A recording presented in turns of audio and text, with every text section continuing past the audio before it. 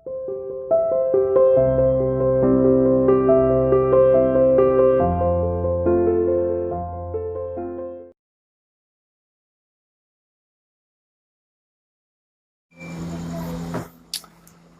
Student, welcome to CR international online classes. बेटा, हम chapter पढ़ रहे हैं वुमेन, कास्ट एंड रिफॉर्म्स। अब इसमें आगे आता है गुलामगिरी।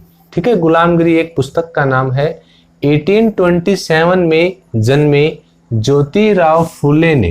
अब 1827 में ज्योतिराव फुले का जन्म हुआ और ज्योतिराव फुले ने ईसाई प्रचारकों द्वारा खोले गए कि ईसाई जो प्रचारक थे उनके द्वारा खोले गए स्कूलों में शिक्षा पाई। उन्होंने आर्य के श्रेष्ठ होने का विरोध किया और उन्होंने इस बात का विरोध किया कि जो आर्य थे वो अपने आप को श्रेष्ठ मानते थे, लेकिन ज्योतिराव फुले ने इस बात का विरोध किया कि जो आर्य हैं वो श्रेष्ठ नहीं है। उनका मानना था कि आर्य विदेशी हैं। अब ज्योतिराव फुले का यह मानना था कि जो आर्य हैं वो विदेशी हैं और उन्होंने आम लोगों को गुलाम बना लिया है कि जो आर्य हैं वो विदेशी हैं और उन्होंने विदेशियों ने यहाँ के जो आम लोग हैं उनको गुलाम है वो बना लिया है। आर्यों के शासन, ठीक है, आर्यों के शासन से पहले योद्धा किसान जमीन जोतते थे कि जब भारत पर आर्यों का शासन नहीं था उनसे पहले योद्धा और जो किसान है वो जमीन जोतते थे और मराठा शासन करते थे और जो मराठा है वो शासन करते थे। जो आर्य है वो विदेशी हैं, उन्होंने आने के बाद यहाँ के जो आम लोग थे उनको गुलाम बना लिया और अपना शासन है वो स्थापित कर लिया। ऐसा ज्योतिराव फुले का मानना था। उन्होंने सुझाव दिया, अब ज्योतिराव फुले ने सुझाव दिया कि शूद्रों और अति शूद्रों को संगठित होना चाहिए। जो शूद्र, जो छोटी जाति मानी जाती थी, नीची जाति मानी जाती थी, कि शूद्रों और अति शूद्रों को संगठित यानी उनको एकजुट होना चाहिए। उन्होंने सत्य शोधक समाज की स्थापना की और ज्योतिराव फुले ने सत्य शोधक समाज की स्थापना है वो की।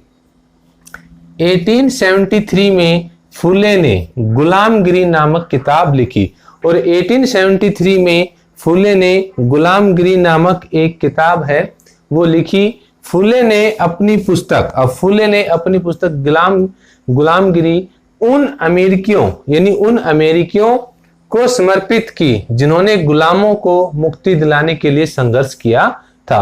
और फुले ने अपनी यह पुस्तक गुलामगिरी उन अमेरिकियों को समर्पित की यानी उनको डेडिकेट की जिन्होंने गुलामों को मुक्ति दिलाने के लिए संघर्ष किया था। अब अमेरिका में क्या है कि काफी संघर्ष है वो वहां पर हुआ था गुलामों को मुक्ति दिलाने के लिए और दास प्रथा का अंत है वो 1887 में है वो हो गया था। तो फुले ने अपनी जो पुस्तक है वो उन अमेरिकियों को समर्पित है वो की।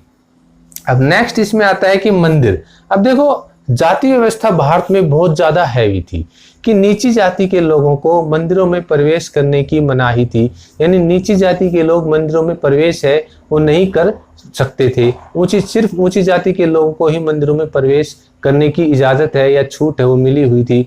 अगर नीची जाति का व्यक्ति किसी ऊंची जाति के व्यक्ति को टच भी कर लेता था या उसके ये कहें कि हम छू लेता था तो वो ऊंची जाति के लोग अपने आप को अपवित्र महसूस करते थे और वो दोबारा नहाते थे। तो अब मंदिरों में कौन जा सकता था? अब यहाँ पर क्वेश्चन ये उठता है कि मंदिरों में कौन जा सकता था, कि उस टाइम पर मंदिरों में सिर्फ ऊंची जाति के लोगों को ही जाने की परमिशन है वो थी। अंबेडकर को यह बात बहुत बुरी लगी और उन्होंने मंदिर प्रवेश के लिए आंदोलन है वो चलाया। अंबेडकर का मानना था कि नीची जाति के लोगों को भी मंदिरों में जाने की छूट है या आजादी है वो मिलनी चाहिए। अंबेडकर एक महार परिवार में पैदा हुए।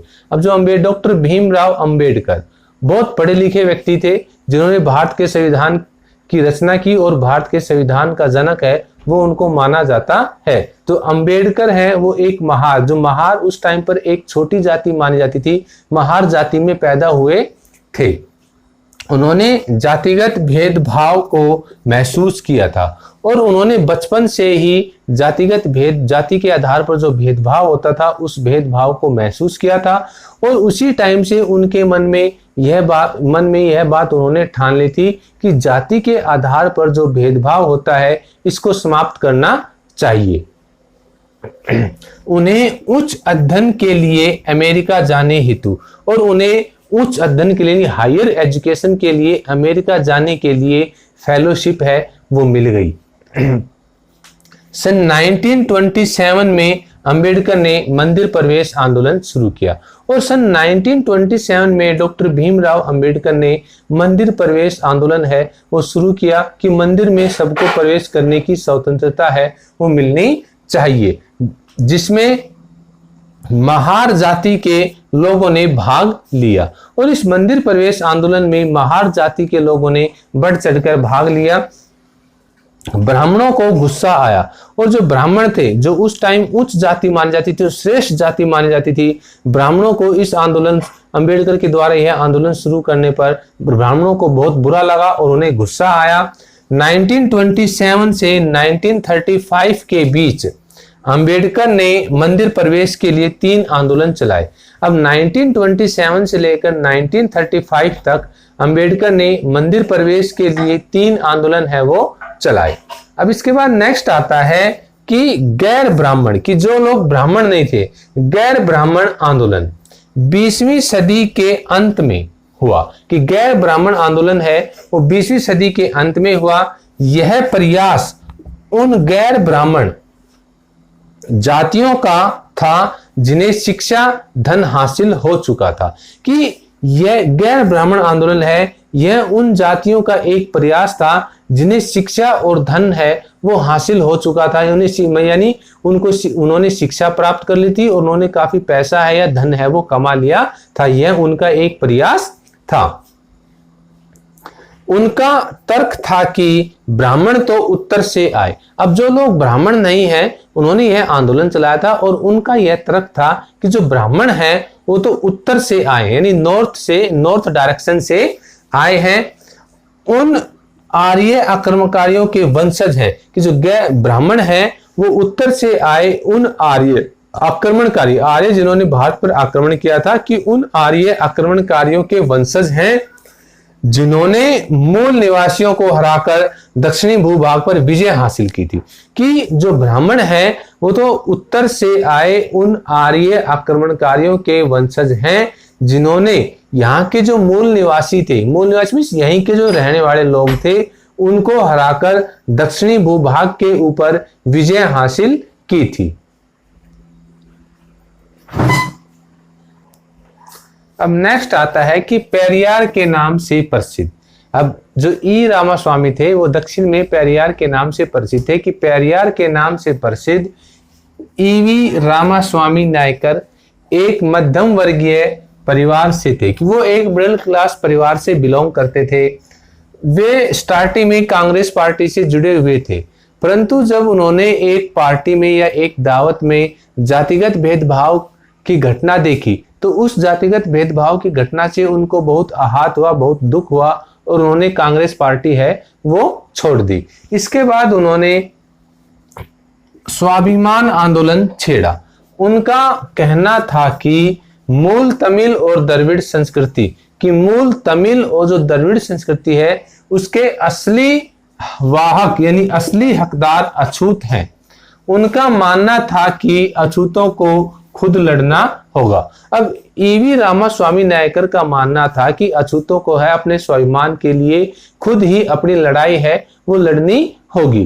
देखो ईवी रामास्वामी है वो एक मध्यम वर्गीय परिवार से बिलोंग करते थे और स्टार्टिंग में वो कांग्रेस पार्टी से जुड़े हुए थे, लेकिन जब उन्होंने एक दावत में जातिगत भेदभाव की घटना देखी तो उस जातिगत भेदभाव की घटना से उनको बहुत गहरा दुख हुआ और इसके बाद उन्होंने कांग्रेस पार्टी है वो छोड़ दी और उन्होंने स्वाभिमान आंदोलन है वो शुरू किया। ईवी रामास्वामी का मानना था कि मूल तमिल और जो द्रविड़ संस्कृति है वो असली वाहक हैं द्रविड़ संस्कृति के, यानी उनका कहना था कि मूल तमिल और द्रविड़ संस्कृति के असली वाहक अछूत हैं उनका मानना था कि अछूतों को अपनी जो लड़ाई है वो खुद ही लड़नी होगी, यानी अपने स्वाभिमान के लिए लड़ाई है वो खुद ही लड़नी होगी। पेरियार वेद पुराणों के कट्टर आलोचक थे। जो पेरियार है वो वेदों के और पुराणों के कट्टर आलोचक थे। वे मनु द्वारा रचित संहिता, कि मनु द्वारा जो रचित संहिता भगवत गीता और रामायण के कटु आलोचक थे। उनका मानना था कि ब्राह्मणों ने महिलाओं पर पुरुषों का प्रभुत्व स्थापित करने के लिए, कि ब्राह्मणों ने महिलाओं पर पुरुषों का प्रभुत्व यानी पुरुषों का अधिकार स्थापित करने के लिए इन पुस्तकों का सहारा लिया है। इन दलीलों का जमकर विरोध हुआ। विरोध करने वाले संगठनों का मानना था कि जो ईवी रामास्वामी ने यह दलील दी कि ब्राह्मणों ने पुरुषों को महिलाओं का प्रभुत्व स्थापित करने के लिए भगवत गीता और रामायण जैसे जो पुस्तकें हैं इनका सहारा लिया है, इन दलीलों का जमकर विरोध हुआ। और विरोध करने वाले संगठनों का मानना था कि हिंदू धर्म में जातीय ऊंच नीच पर कोई आंच ना आए, कि हिंदू धर्म में जो जातीय ऊंच नीच यानी जातिगत जो भेदभाव था उसके ऊपर किसी प्रकार की कोई आंच है वो नहीं आनी चाहिए।